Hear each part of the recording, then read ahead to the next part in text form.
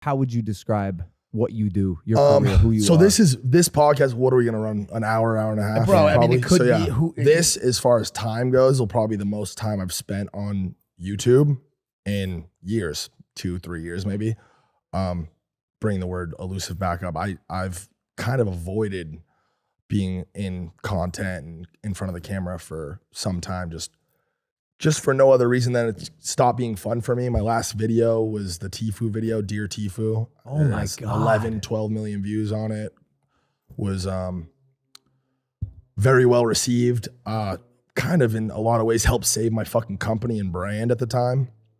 And yeah, I don't know. That was kind of the last nail in the coffin for me, where it was just like, this YouTube shit is fucking, it's just not for me.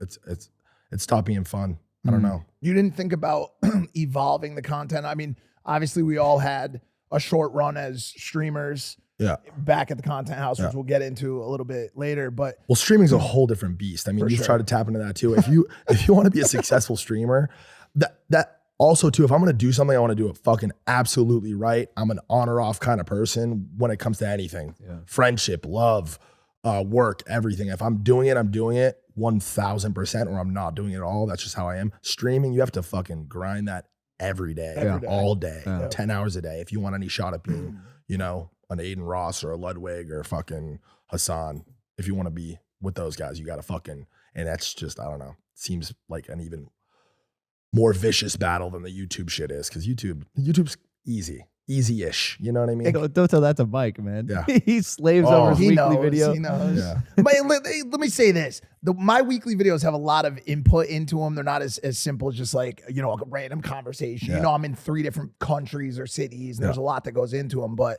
the streaming thing is crazy, and it's been wild to watch that space take off. George now is trying his hand on it. I think everyone in the Impaulsive team is giving it a shot. I'm only trying it because it really isn't. I'm not getting on the platform to be the biggest on the platform. And I've honestly never joined any platform for that.